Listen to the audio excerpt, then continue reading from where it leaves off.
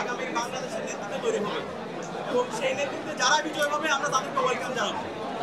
ইসলামী ছাত্র শিবিরের জায়গা থেকে আমরা চেয়েছি বিশ্ববিদ্যালয়ের যত ধরনের শিক্ষার্থী আছে আমরা সবাইকে আমাদের যে জোট হচ্ছে, আমাদের যে প্যানেল হচ্ছে সেখানে রিপ্রেজেন্ট করার জন্য। ইতিমধ্যে আমাদের প্যানেলে কারা কারা থাকছে সেটা আপনারা জানতে পেরেছেন।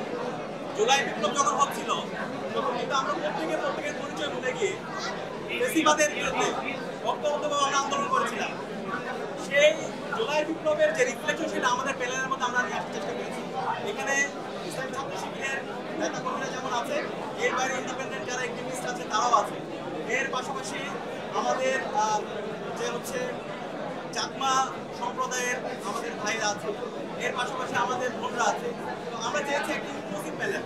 তো আমরা আশা করছি আমরা যে প্যানেল করেছি এবং শিক্ষার্থীরা আমাদের অন্যান্য যে বন্ধুত্ব ছাত্র সংগঠন এবং ইন্ডিপেন্ডেন্ট অ্যাক্টিভিস্টরা যে প্যানেলগুলো করছে সব মিলিয়ে আমাদের যে নির্বাচন হতে যাচ্ছে সে নিয়ে একটি প্রাণবন্ত নির্বাচন হতে যাচ্ছে ইনশাআল্লাহ।